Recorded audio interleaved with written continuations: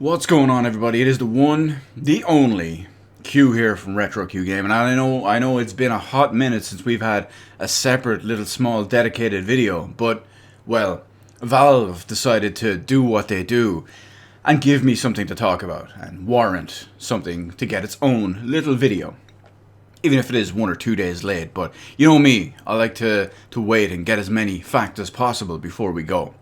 So, what are we talking about anyway? Well, Valve, out of nowhere, like Randy Orton or whoever is going by that thing these days, they have announced the Steam Deck. Not to be confused with the Elgato Stream Deck. I know, very, very similar. But if you're not familiar with what the Valve Steam Deck is, it's essentially a mini portable form factor PC akin to a Nintendo Switch, but not as woefully underpowered. And, well, yeah, it gives you access to your Steam library. Now, we'll go over the specs and all in a minute in detail and the differences between them, but the key important thing to note here is that this will run a new version of Steam OS. And I know, many people are automatically thinking, wait a minute, Steam OS, that's a variation of Linux. That means I can only run games with Linux support on them. Well, that's not the case. Because this one, with its new massively, at least allegedly, massively improved and advanced version of the Proton wrapper, will give massively improved performance and will allow it to run Windows games on here. Of course, it's also important to note before we go any further, that Lord Gaben himself has come out and said the likes of the fact that it is basically just a small PC. It could, in theory, be used to load regular Windows 10 or hell, possibly even Windows 11 on there. And yeah, you can just, use it as a regular computer and everything that a regular Windows computer can do in that way. But, portable and different portable performance, I guess. But anyway, we'll get into the specs. Like I said, form factor wise, you're looking something very, very akin to a Nintendo Switch. And here is what we're looking at. Before we go any further, of course, there are 3 different versions. They all have the same physical hardware in every single way. Some of them are given extras and whatnot depending on what you pay for. And the only real major difference between them all, which we'll go into detail with too, is the fact that they all have different storage. But of course, it is important to note, all of them are physically the same in every way, which means they all can use expandable storage via micro SD cards. Anyway, let's look at what we're talking about here on the hardware front. All 3 versions will have a CPU based on AMD's Zen 2 4-core 8-thread CPU, which will be somewhere between 2.4 to 3.5 gigahertz, which is obviously, operating and boosts and whatnot in there too. The GPU will have 8 RDNA 2 based compute units between 1.0 and 1.6 gigahertz. And for those of you out there who still run on teraflops, this is up to 1.6 teraflops. Of course, as we all know, based on the current hardware generation, and like I always told everyone, teraflops is not really a great metric to use as proper performance, simply because 1.6 teraflops of RDNA 2 CPUs, or CUs, I'm so used to saying CPUs, but compare that to something like 1.6 teraflops of GCN CUs, or, well, GCN GPU, there's a huge difference. Compare it to 1.6 teraflops of, Tegra X1, or 1.6 teraflops. I mean, hell, does even Ampere go that low? But you get the idea. On the RAM front, they all have 16 gigabytes of DDR5. DDR, did I say 3 Ds in there? Devon! Get the RAM! Anyway, back to the point. We also have a 7-inch diagonal display, which is 1280 by 800, 1610 aspect ratio, of course. It is higher resolution than the Switch, and it is a 60 Hz LCD touchscreen. It is not OLED, so that is an important one to note in there as well. It is a 60 Hz LCD touchscreen. On the audio front, it's got stereo speakers that Valve claim pack a punch. Cringe alert.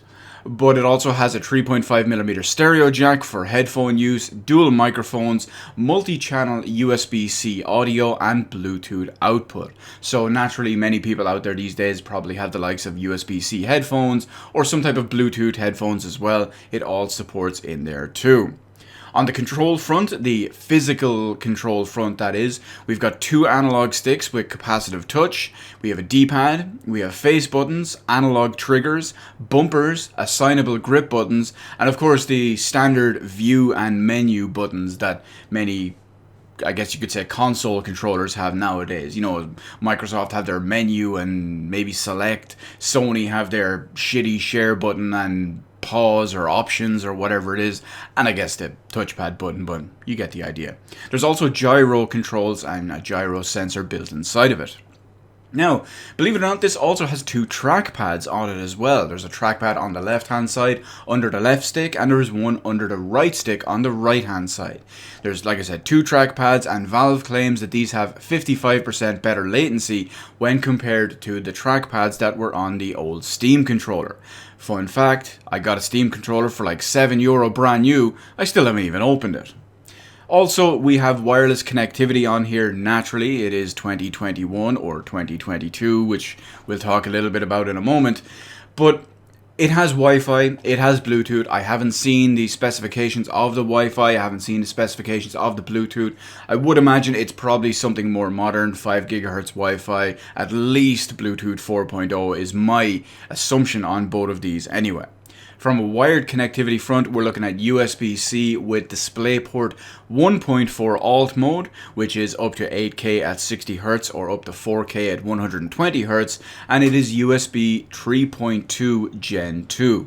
It has a battery of a 40 watt per hour rate, and it is between 2 to 8 hours of gameplay, which of course, naturally, if you're playing something a lot more basic and not as demanding, you're going to get a higher return out of your battery. If you're playing something that is more demanding and more power and performance hungry, well, you're going to get closer to the lower end. You know, you might get 2, 3, 4 hours depending on the game, the settings, the frame rate, resolution, yada yada yada, etc, etc. So, that's the main thing on there as well. It is important to note, if I didn't list it already at the start, there will eventually be a separate dock produced for the Steam Deck as well. The dock will charge it, and the dock will have various different connections and various different outputs for, like, say, I don't know, USB keyboards, USB controllers, or whatever it is, and then it'll have outputs for, you know, TV, maybe DisplayPort, HDMI, stuff like that. Naturally, even though the dock will charge your device and all too, every single version of the Steam Deck sold will come with a charger. So let's talk about the only real variant between every different unit, and that is not the price or what they come with, it's the only hardware specification that's different, and that is the storage.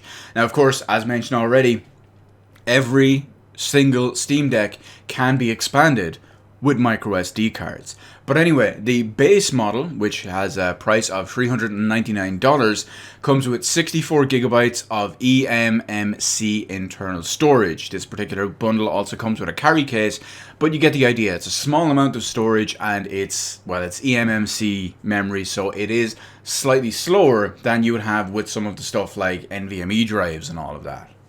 The middle variant, which is $529, comes with 256 gigabytes of internal storage. This one does not use the same eMMC internal storage. This one actually uses 256 gigabytes of NVMe SSD internal storage. The wording on this one is very strange because it just says, you know, faster NVMe SSD internal storage. It also still comes with the same carry case, and it has an exclusive Steam community profile bundle. Yay! And the top model, which is 512 gigabytes of internal storage and ships for $649, comes with 512 gigabytes of NVMe SSD internal storage as well. Now, with how this one is worded and everything, this one seems to be, this 512 module, seems to be a top end, or at least top end when it comes to it, PCIe 3.0 NVMe SSD, which leads me to believe that the 256 gig may be PCIe 2.0 or slower or older, or it may still be a 3.0 but on the lower speed on the spectrum, because this one, the 512 gig, is listed as fastest storage and also specifically says top end PCIe 3.0. Now, of course, that's not even half the speed of my top-end, PCI 4.0 drives that are in my computer, which we like to remind everyone, as we always do with every possible remaining little chance we have, that it is 27% faster than the slow memory of the PS5. Anyway, back to Steam Deck here. This 512GB bundle also comes with a premium anti-glare etched glass cover on the front. So I don't know if the other ones are just going to be using regular glass, tempered glass, or God forbid they're going to use something like the Switch as plastic. But this one is going to have the premium anti-glare etched glass. It's also going to have a different exclusive carry case. It'll still have the exclusive Steam profile bundle. And this one will have an exclusive keyboard skin as well. Whoa, I know guys, I know, am I right? Now real quick, we're going to talk availability. So this was only announced on Thursday just gone, which was the 15th of July 2021. And the pre-orders were going live the next day on the 16th of July at 6 p.m. BST. Naturally, they were all on a first-come, first-served basis, but they kept taking pre-orders based on what they knew, and they would update the estimated delivery times based on when the order was placed, and etc. You get the idea. So originally, this was intended to ship for the first wave and the first orders and all in December of this year. And then, of course, as more and more people ordered them, in fact, I've seen reports that in the first 2 hours, over 100,000 units of the three models combined were ordered, which probably beats the entire life of Steam machines. But naturally, most of them started moving on to Q1 2022, and as of the time of recording this video, they were up to Q2 2022 because of sheer volume and order numbers.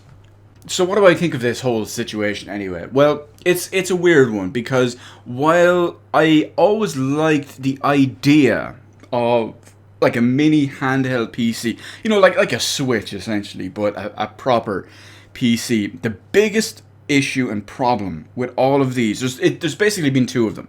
One is the hardware. The hardware on PC side of it can be decent. I mean, the Switch is totally unacceptable. It's below acceptable averages. It's like absolutely bare minimum, and then like 4 notches down. The performance on that thing is awful. But we have other models. There's like the GPD Win. I think the new one is the GPD Win 3, which is very, very popular. Or maybe it's the Win 2 that everyone's been telling me about. There's also a bunch of other ones and all out there as well. And some of these turn in, for handheld, small, portable devices at least anyway, respectable results. However, the big problem with that is these ones usually cost a fortune, at least relatively. I mean, the best of the best when it comes to all of this, we don't know how the Steam Deck is going to perform, but previously you're talking like €1,000, €1,100, €1,500 for this kind of thing. And I mean, sure, you're not getting even laptop performance, but again, it's the form factor and the portability that this kind of thing affords. But at the same time, unlike the Switch, it's a PC and you can do stuff with it. So it's nice to see, one, we have a fairly decently priced. Now, there's something, of course, to be said about the increases in price based on just the storage, but I mean, Dell has been ripping people off for decades at this point when it comes to storage, and let alone if you're an Apple buyer, well, in that case, I mean, you deserve it. But I'm hopeful that based on the price of this and the potential performance based on the fact that, it's RDNA 2 based when it comes to the GPUs, I'm not expecting a PS5 portable or something like that, but I'm expecting better than the Switch essentially. So that's the key important thing there. So it's the price, the hardware, and the potential performance, and what's available to it. Because remember, this does have, due to the Proton wrapper included in there, and that's not even including if you do go and put on something like Windows 10 or Windows 11 and do it all manually yourself. If you're just using it the way it's intended, you still have access to your entire PC Steam library, pretty much. There's, of course, going to be a couple of exceptions with minimum requirements and whatnot, but you get the idea. But it's going to be an interesting one, at least anyway. I mean, we are going to see some of these units in I want to say regular, trustworthy hands, because naturally we're going to see a bunch of people out there, a bunch of influencers, a bunch of media outlets and all. Naturally, these people are not qualified to do their job and they should not be taken seriously in any way. So you get the idea. I mean, we're going to see real world applications of it in December, mid to late December, when people start getting them and go beyond there. So it's going to be an interesting one starting this December and going for, we'll call it roughly 1 year, because we've had, people are going to get them in December, people are going to get them in Q1, people are going to get them in Q2. Who knows? Maybe the pre-orders will keep going and going and going, and there'll be more and more coming in Q3 and Q4. But just on the numbers alone, we're seeing, over 100,000 in 2 hours. If that is true, and that was the first 2 hours, let alone the day it's been, the just over 24 hours it's been by the time I'm recording this video. Maybe it's not going to be such a big disaster like the Steam machines. The big problem with the Steam machines is that, of course, they were still PCs, but there was so many different variants of them. It was confusing for many people. The spec difference was just wild out there for many people. The prices, of course. But this is a little bit more interesting and reasonable in that regard. Anyway, we're going to have to wait and see. As for the big old question, I am Q, so I am the master of suspense, as we all know. So naturally, the big question on everyone's mind. Q, are you getting one of these? Are you going to test it out? Are you going to bring us your unbiased, proper opinion and proper potential review on this little new Valve Steam Deck system? And to that, I answer, we'll have to wait and see.